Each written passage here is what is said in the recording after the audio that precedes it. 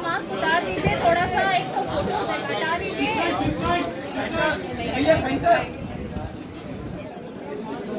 ये भी न्यूज़ बनेगा, प्रिया ने मास्क नहीं हटाया।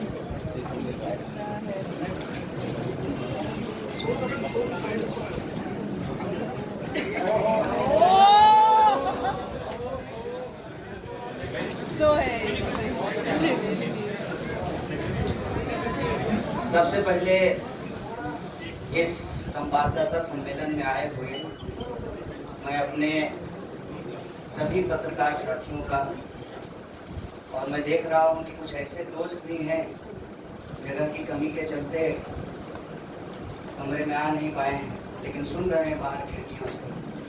मैं आप सबका स्वागत करता हूं और मंच पर उपस्थित AICC ऑर्गेनाइजेशन के जनरल सेक्रेटरी रेणु जी, जनरल सेक्रेटरी सुरजेवाला जी, एससी डिपार्टमेंट के चेयरमैन नितिन राउत जी, बिहार के प्रभारी चरण दास जी, बिहार के अध्यक्ष मोहन झा जी और कांग्रेस पार्टी के प्रेसिडेंट पवन बंसल जी, हमारे युवा साथी और गुजरात कांग्रेस के वर्किंग प्रेसिडेंट भाई हार्दिक पटेल जी, और हमारे आंदोलन में कदम से कदम मिलाकर हर घड़ी हमारा साथ देने वाले हमारे साथी बडगाम से निर्दलीय विधायक साथी जिग्नेश मेवानी जी, मैं आप सबका आभार व्यक्त करता हूं। और मैं अपने पत्रकार साथियों से कुछ चीज़ों को लेकर मुखातिब हूँ। इससे पहले आज ये एक ऐतिहासिक दिन है। आज शहीद आजम भगत सिंह की जयंती है।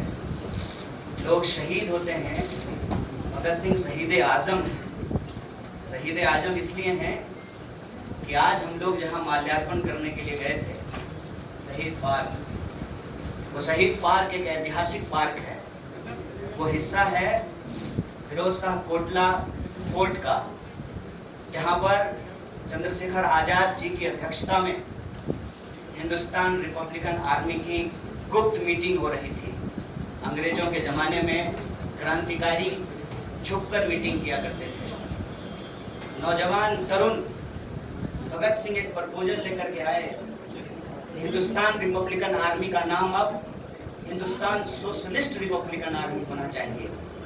यह ऐतिहासिक क्षण, वो ऐतिहासिक भूमि और हमारे युवाओं के आइकन शहीद आजम भगत सिंह को हम अपना नमन प्रस्तुत करते हैं। आज एक दुखद घटना भी हमारे जिले में हुई है। वज्रपात के चलते 2 बच्चियों का निधन हो गया है। मैं इस मंच से उनके प्रति शोक व्यक्त करता हूँ और उनके परिवार के प्रति अपनी संवेदना व्यक्त करता हूँ। दोस्तों, मुझे लगता है कि बहुत कुछ कहने की ज़रूरत नहीं है। आजकल सूचना क्रांति के इस दौर में हमसे ज़्यादा मालूम हमारे पत्रकार साथियों को होता है। तो बेहतर ये होगा कि आप सवाल पूछें, मैं आपका जवाब दूं। लेकिन आप सवाल कहाँ से पूछेंगे और आपके मन में कौन से सवाल चल रहे हैं, इसका थोड़ा सा अंदेशा है, मुझे थोड़ा अंदाजा भी है। सबसे पहले मैं आपको बधाई देना चाहता हूँ कि आपने पत्रकारिता की उस मिसाल को जिंदा रखा है कि कम से कम विपक्ष से तो सवाल करते हैं ना, ताकि इस देश को याद रहे कि पत्रकारों का काम है सवाल पूछना। तो मैं आपके हर सवाल का जवाब दूंगा। जितना सवाल आप पूछना चाहते हैं पूछिएगा, बारी बारी से पूछिएगा, सारे सवालों का जवाब दूंगा। बस एक सवाल का जवाब जो मुझे लगता है कि आप सबके मन में होगा कि आप कांग्रेस पार्टी क्यों ज्वाइन की, उस सवाल का जवाब दे करके मैं हमारे जो अध्यक्ष हैं उनकी तरफ मुखातिब होऊंगा, माइक उनको समर्पित करूंगा। मैं कांग्रेस पार्टी इसलिए ज्वाइन कर रहा हूं कि मुझे ये महसूस होता है कि इस देश में कुछ लोग, वो सिर्फ लोग नहीं हैं, वो एक सोच है। वो इस देश की सत्ता पे न सिर्फ काबिज हुए हैं, इस देश की चिंतन परंपरा, संस्कृति, इसका मूल्य, इसका इतिहास, इसका वर्तमान और इसका भविष्य खराब करने की कोशिश करते हैं। वो जो सोच है, उस सोच के बारे में आप अपने आप समझ जाएंगे, क्योंकि कहीं मैंने पढ़ा था कि आप अपने दुश्मन का चुनाव कीजिए, अपने विपक्ष का चुनाव कीजिए, दोस्त अपने आप बन जाएंगे। तो हमने ये चुनाव किया है। हम इस देश की सबसे पुरानी पार्टी, सबसे लोकतांत्रिक पार्टी, मैं जोर दे करके बोल रहा हूं लोकतांत्रिक पार्टी, ताकि आप लोग परिवारवाद पे सवाल जरूर कीजिएगा। लोकतांत्रिक पार्टी में हम इसलिए शामिल होना चाहते हैं कि हमको लगता है, और सिर्फ हमको नहीं लगता है, इस देश के लाखों करोड़ों नौजवानों को ये लगने लगा है कि अगर कांग्रेस नहीं बचा तो देश नहीं बचेगा। और ये बात मैं आपको स्पष्ट कर देता हूं, देश में प्रधानमंत्री अब भी हैं, देश में प्रधानमंत्री इससे पहले भी थे, देश में आगे भी प्रधानमंत्री होते रहेंगे। लेकिन आज जब हम लोग श्री राहुल गांधी जी के उपस्थिति में फॉर्मली कांग्रेस पार्टी का फॉर्म भर रहे थे, तो साथी जिग्नेश ने संविधान की कॉपी दी और हमने उनको भगत सिंह, गांधी और अंबेडकर की तस्वीर प्रस्तुत किया, क्योंकि हमारा यह मानना है कि आज इस देश को भगत सिंह की वीरता की जरूरत है, भगत सिंह के साहस की जरूरत है। आज इस देश को अंबेडकर की समानता की जरूरत है, और आज इस देश को गांधी की एकता की जरूरत है। गांधी जब कहते हैं रघुपति राघव राजा राम, पतित पावन सीताराम, ईश्वर अल्लाह तेरो नाम, सबको सन्मति दे भगवान, ये गांधी की एकता है। जब अंबेडकर कहते हैं कि किसी भी समाज का मूल्यांकन वहां महिलाओं की क्या स्थिति है इस बात से होगा, तब वो समानता की वकालत कर रहे होते हैं। मैं नहीं मानता हूं कि डॉक्टर बाबा साहब भीमराव अंबेडकर किसी एक समुदाय के नेता थे। कांग्रेस पार्टी ने, संविधान सभा ने डॉक्टर बाबा साहब भीमराव अंबेडकर को संविधान बनाने की जिम्मेवारी दी, और उस संविधान के प्रियम्बल में यह लिखा है, हम भारत के लोग भारत को एक प्रभुत्व संपन्न समाजवादी धर्मनिरपेक्ष लोकतांत्रिक गणराज्य बनाने की। इसमें समानता, न्याय के मूल्य निहित हैं। और जब भगत सिंह कहते हैं कि आप व्यक्ति को कुचल सकते हैं, विचारों को नहीं, आप बम और पिस्तौल से कभी इनकलाब नहीं ला सकते हैं, उस साहस की जरूरत है हमको। मुझे नहीं लगता है, मेरे बहुत सारे राजनीतिक दोस्तों को यह लगता है, मुझे लगता है कि यह देश 47 से पहले वाली स्थिति में चली गई है। लेकिन जिनको लगना है, उनके पॉलिटिकल इमेजिनेशन में आज भी हर कोई अपना अपना शोरूम बचाने के चक्कर में है। रे भाई, मॉल में आग लग गया है, दुकान बचाओगे। बस्ती में जब आग लग जाती है ना, बेडरूम की चिंता नहीं करनी चाहिए। आज हम इस मुहाने पे खड़े हैं, इस देश के भीतर भारतीय होने की जो पहचान है, जिसमें बुद्ध निहित है, जिसमें कबीर निहित है, जिसमें नानक निहित है, जिसमें हर बार हर दौर में सत्ता से सवाल पूछने का साहस होता है, उस भारतीय चिंतन परंपरा को बचाने की जरूरत है। इसीलिए हम कांग्रेस पार्टी में शामिल हुए हैं कि कांग्रेस पार्टी वो पार्टी है जो गांधी की विरासत को लेकर के आगे चलेगा। कांग्रेस पार्टी वो पार्टी है जो सरोजिनी नायडू के विचारों को लेकर के चलेगा। कांग्रेस पार्टी वो पार्टी है जो अंबेडकर, नेहरू, अशफाक उल्लाह खान, शहीद आजम भगत सिंह और मौलाना अबुल कलाम आज़ाद के रास्तों पे चलेगा। हम जब भी समानता और बराबरी की बात करते हैं, ये कुछ व्यक्तियों तक सीमित नहीं है, ये भारतीय होने का इतिहास है। और इस भारतीय होने के इतिहास को अपने आप में यदि कोई समेटे हुए है, तो देश की सबसे पुरानी पार्टी है। और जो लोग कह रहे हैं विपक्ष कमजोर हो गया है, ये सिर्फ विपक्ष के लिए चिंता की बात नहीं है।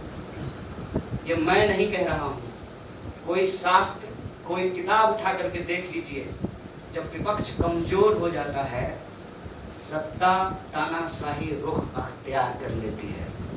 इसीलिए देश की सबसे बड़ी विपक्षी पार्टी, मैं कोई गुनागणित नहीं कर रहा हूं, लेकिन मुझे यह बात सीधे तौर पे समझ में आ रही है कि देश के लोकसभा में 545 सीट हैं, 200 लगभग सीट ऐसे हैं जहां भाजपा के सामने कांग्रेस के अलावे कोई विकल्प नहीं है। मैं ये नहीं कह रहा हूं कि मेरी जिम्मेवारी सिर्फ एक पार्टी के लिए है, लेकिन जो पार्टी सबसे बड़ी पार्टी है, सबसे बड़ी विपक्षी पार्टी है, उस पार्टी को अगर नहीं बचाया गया, अगर बड़े जहाज को नहीं बचाया गया, छोटी छोटी कश्तियां भी नहीं बचेगी। इसीलिए और मैं जब यहाँ बैठा हुआ हूँ, मेरे इतिहास को, मेरे वर्तमान को लोग देख रहे हैं, बहुत सारे सवाल हैं, वो आएंगे, उनका जवाब मैं दूंगा, लेकिन यह जो ऐतिहासिक जिम्मेवारी है, उस जिम्मेवारी से मैं अपना मुंह नहीं मोड़ सकता। मैं जहाँ पैदा हुआ, जिस पार्टी में पला बढ़ा, उसके प्रति मैं आभार व्यक्त करता हूँ। उसने मुझे सिखाया, पढ़ाया, लड़ने का जज्बा दिया है, लेकिन उस पार्टी के साथ साथ मैं उन लाखों करोड़ों लोगों को भी धन्यवाद देना चाहता हूँ जो किसी पार्टी से जुड़े हुए नहीं थे। अपने स्कूल के व्हाट्सएप ग्रुप में जब हम लोगों के ऊपर अनावश्यक आरोप मढ़े जाते हैं तो अपने दोस्तों से लड़ रहे थे, अपने घरों में डिनर टेबल पर लड़ रहे थे। लोगों की दोस्तियां टूट गई हम लोगों के आंदोलन के समर्थन में, और मैं मजाक नहीं कर रहा हूँ, लोगों के डिवोर्स तक हो गए। ये जो देश में एक वैचारिक संघर्ष छिड़ा है, उस वैचारिक संघर्ष को कांग्रेस पार्टी ही नेतृत्व दे सकती है, यह हमारा भरोसा है। और मैं ये उम्मीद करता हूँ कि हमारे देश के जो लाखों करोड़ों नौजवान आपके माध्यम से सुन रहे हैं, उनसे भी मैं आग्रह कहता हूँ, दीवार पर बैठकर टुकुर टुकुर मुंह ताकने का वक्त नहीं है। ये अर्जेंसी का टाइम है, और इस अर्जेंसी के टाइम पे दीवार पे बैठ करके दायां जाएं कि बायां जाएं, ये मत सोचिए। जब आप जंग में होते हैं तो आपके पास जो अवेलेबल चीजें होती हैं, आप उससे मुकाबला करने की कोशिश करते हैं। कांग्रेस पार्टी एक बड़ी जहाज है, अगर कांग्रेस पार्टी बचेगी तो हमारा मानना है इस देश के लाखों करोड़ों नौजवानों की आकांक्षाएं बचेगी, गांधी की मीमांसा बचेगी, भगत सिंह के सपनों का भारत बचेगा, और डॉक्टर बाबा साहब भीमराव अंबेडकर की समानता का भारत का निर्माण संभव हो पाएगा। इसी आशा और उम्मीद के साथ मैं इस पार्टी से जुड़ा हूँ, और मुझे पूरा भरोसा है कि कांग्रेस पार्टी जो अपने आप को एक लोकतांत्रिक पार्टी कहती है, आजादी के साथ, अपनी पूरी मुखरता के साथ सत्ता से सवाल पूछना और लोगों के हक के लिए लड़ना फिरना संघर्ष करने में हमारे साथी रहेंगे, हमारे सहयोगी रहेंगे। और ये परिवार संघ परिवार नहीं, वो क्या परिवार जो परिवार छोड़कर परिवार बनाना पड़े, वो परिवार जो आपको परिवार छोड़ने के लिए नहीं कहता है, कहता है कि अपने परिवार में रहिए। अरे महात्मा गांधी कस्तूरबा गांधी को लेकर के अंग्रेजों से लड़ गए, बताइए इनको अपना घर छोड़ना पड़ा, कोई जरूरी है क्या? हर परिवार के साथ रहना है। डॉक्टर बाबा साहब भीमराव अंबेडकर भी अपने परिवार के साथ रहते थे। आप जितने बड़े लोग हैं उनका इतिहास उठा करके देख लीजिए, सब लोग अपने परिवार के साथ रहते थे। वो परिवार छोड़ करके बनने वाला परिवार नहीं। न्याय, बराबरी और संघर्ष के लिए इस परिवार में मैं शामिल हुआ हूँ। सभी सदस्यों के प्रति, देश के अंदर फैले हुए लाखों करोड़ों कार्यकर्ताओं को अपना आभार व्यक्त करता हूँ। बहुत बहुत शुक्रिया, बहुत बहुत धन्यवाद।